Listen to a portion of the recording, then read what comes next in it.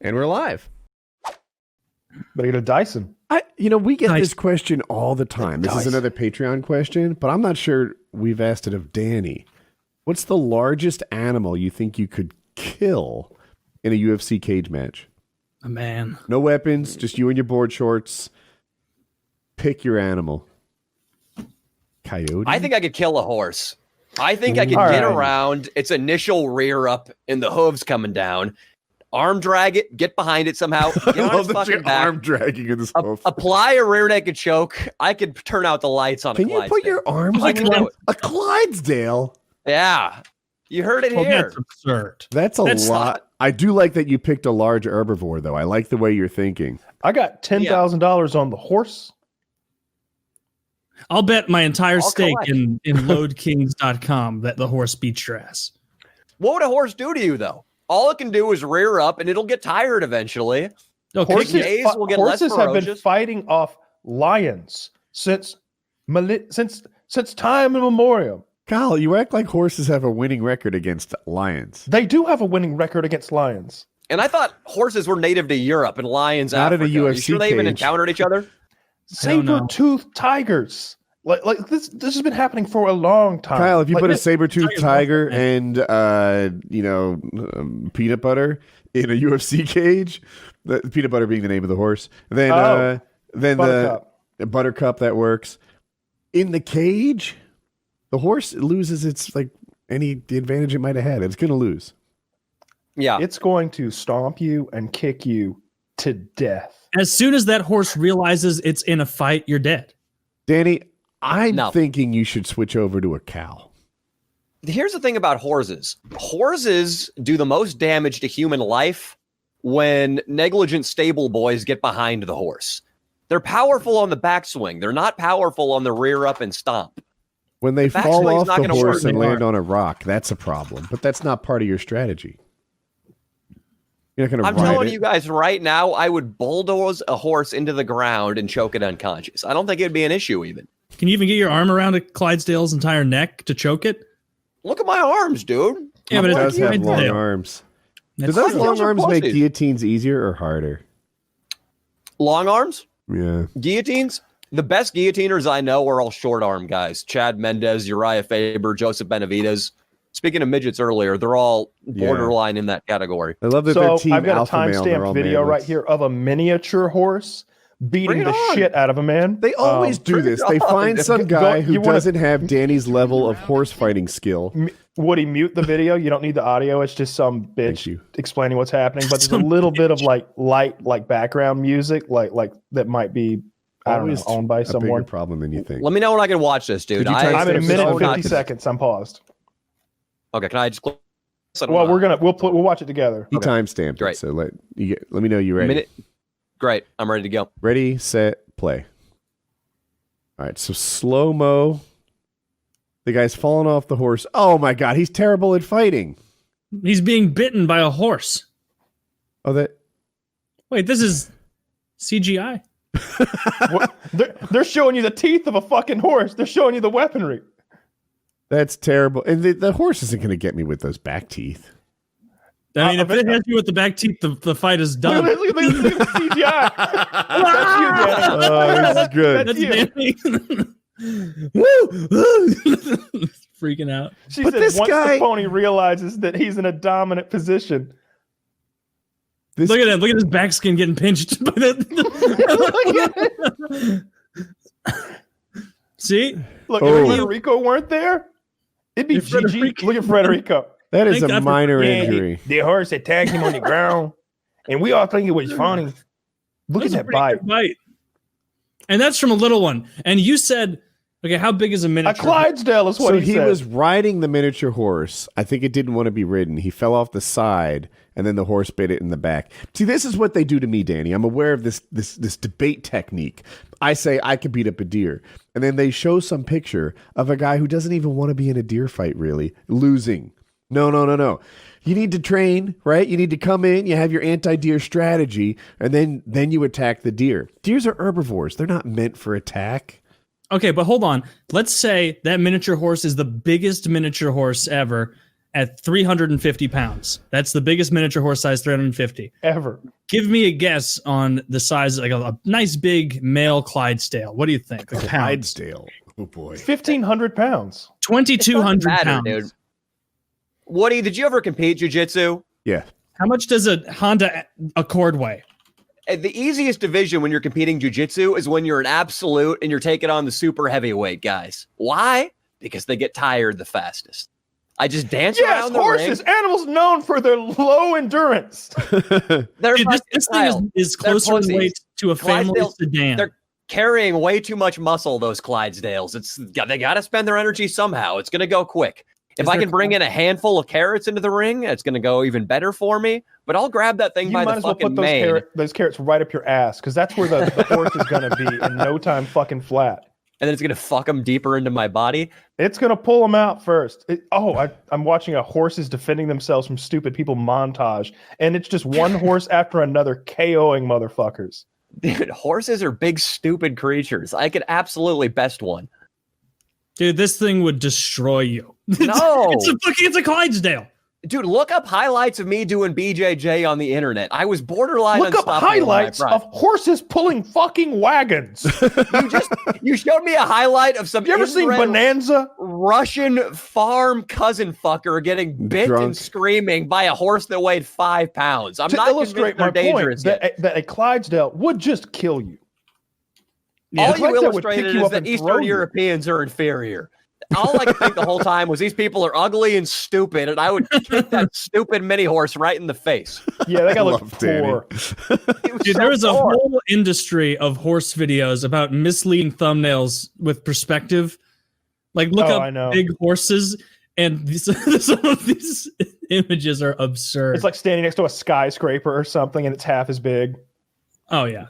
Yeah, watch the old Anheuser-Busch commercials where those giant Clydesdales are trotting around. Those things are fucking huge.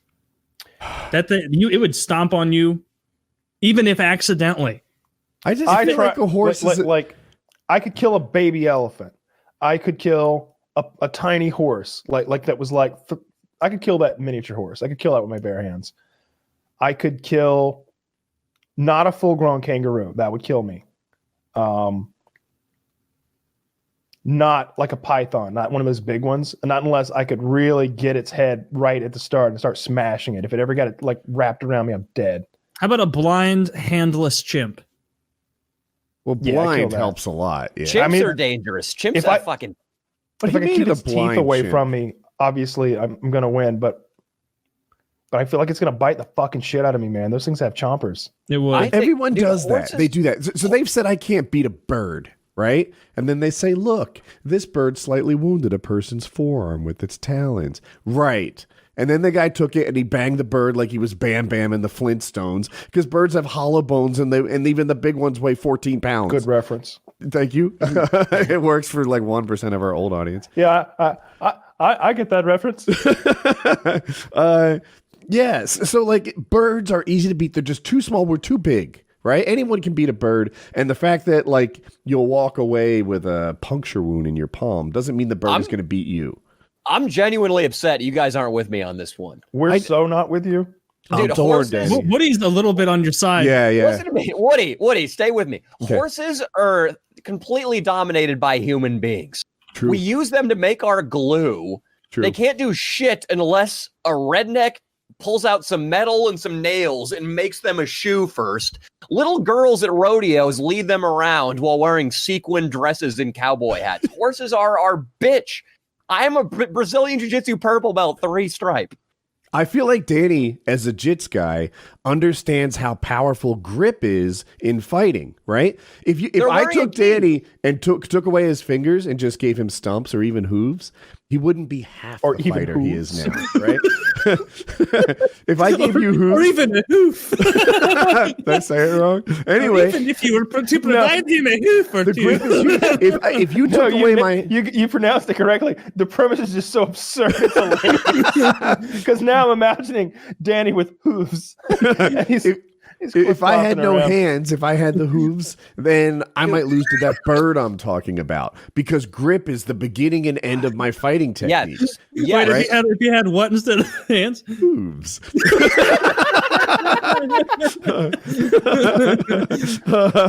Anyway, I'm still fired up, dude. Oh, I would shit. grab a Clydesdale by the mane and smash its face into the letter F on the UFC canvas over and over until it was dead. come on, You tell this little bitch on Reddit, whoever this fucker was who asked, I don't care what tier he's in, tell him Danny Mullen will fuck up a horse anywhere, anytime.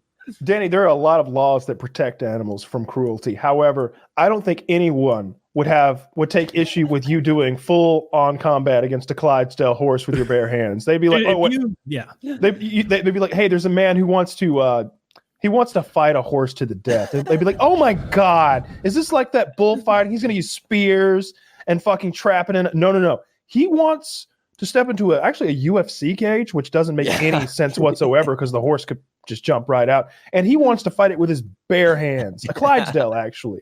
Yeah. Oh. Yeah, I'll watch. Yeah. Like fucking PETA will line up in the front row so that you'll be made an example of. No, Hey, Mr. no. Hands was fucking horses for years. Finally, we have a smart guest who understands human supremacy and doesn't just bow over to every fucking eagle, deer, or apparently Clydesdale who thinks that they can take us. He knows what's up. Eagle, deer, or 2,200-pound animal the size of like a family sedan. Like, Hey, he weighs. don't lump those in. And look, I just linked an article of a cassowary, a rare emu-like bird, who killed someone in Florida. A bitch. Don't look up how old he was. Just see that he's dead. For bent over rows, I did like 145. Yeah. That's why you'll never win a fight with a horse. That's true. Low. It's too low. Yeah, the horse usually used 3,000 to 4,000 pounds for its bent rows. Yeah. You need to get to there. You need to slowly work there. A pound to work out, and eventually you'll In like 10 Clydesdale. years. It would genuinely take decades if you worked out every day. I want to see him fight an animal so bad. Wait, do you notice the divide now? I think Kyle and Taylor are bitter because they know we could fuck up an ostrich and a horse respectively. Look at these They're guys. jealous of our ostrich rolling skills. We never agreed to the horse thing. That's absurd.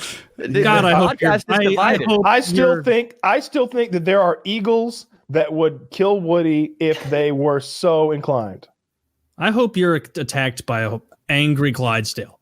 I hope that next time Woody is in his sky lawn chair, that a golden eagle who watches our show, one of our golden eagle patrons, who's just had enough, who is bitter for Woody talking shit about him for years, just flies with those thumb talons that are 3.5 inches long, blinds him first. So now Woody's flying blind. He doesn't know where he's going. And then it's just jugular. Just it's like it's just taking him apart up there in the air. One of my friends got attacked by maybe a vulture or hawk or something like that while he was flying. Jesus. A hawk attacked him? So, yeah, it was coming. They attack his wing in particular. So he's flying around and the hawk is like dive bombing and like there's just hawk-shaped holes. So he spiraled out and landed. And then, so this was free flight. And in free flight, you're constantly like fighting for your altitude. It's no fun to throw it away like he did. So the next guy comes along and he's on the radio and he's like, I'm getting attacked by a hawk. And my buddy is like, you got to get down. You got to spiral. Apparently, if you fly in where her nest is, that this is a known risk. But we're new there. So like we don't recognize how real the risk is. Anyway, the hawk attacks his wing and it rips it open. And then it attacks his wing. He's got 2 giant holes in his wing. Like big. Wait, what is this guy flying? I'm sorry. A paraglider. Do you know what that looks like? It's like a parachute. And he ripped 2 big holes in his wing. The guy landed. He was all bummed out, but he wasn't hurt. But yeah, it's a real thing. Apparently in Australia, it's even more common. Getting attacked by hawks on a paraglider. Yeah. Speaking of animal attacks, we have a spider. His name is Henry, and he lives in my kitchen. And he's a wolf spider, but he's like a little bigger than normal. He's almost like half a tarantula. And I'm like, Jackie, that's a wolf spider. They are friends. He's the reason we don't have other bugs around here. And Jackie's like, Henry's going to have to shape up because every time she opens the refrigerator, he runs out at her and freaks her out. And we have a totally different attitude about Henry. He's hanging out under the fridge? It would, yeah. He hangs out under. If you don't know what a wolf spider is, he kind of looks like a brown tarantula, but much smaller. In America, they're harmless and they're fun. In Australia, they'll kill your dog because you've let this thing go on living inside your house. Yes, yeah. I like spider. It's a spider, dude. They're on the same team, Danny. No, Woody, you and I have already established that animals aren't on our team. Spiders shouldn't be an exception to this. Look, Kyle, now we still have our alliance and they've fractured. Pickle party always wins. It's across the board, dude. If the horse and ostrich die, the brown spider dies too. I'm sorry, Woody. I mean, if it's like in my unfinished area in my basement and I see like a little wolf spider, I know it's killing brown recluses. But if I see one any other area of my house, like, no, you got to at the very, if I will just kill them. Like my girlfriend is like the pick up bugs and take them outside kind of person, even for the terrible ones sometimes. And I am not. I don't want to touch it. I just want to kill it. Yeah. Spiders are gross and they shouldn't have been hanging out in my house. Yeah.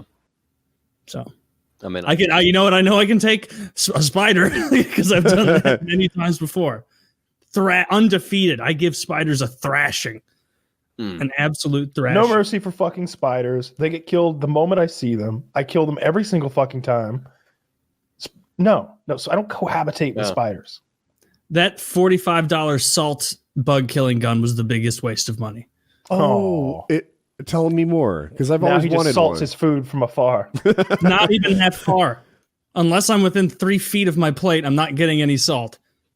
It's terrible. So it just doesn't shoot far. It shoots a couple of feet and it sucks. Yep. Yeah.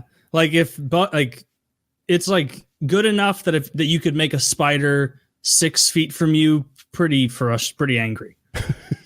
That's not. But great. You're not gonna knock him out or anything. And then you've got salt all over your house.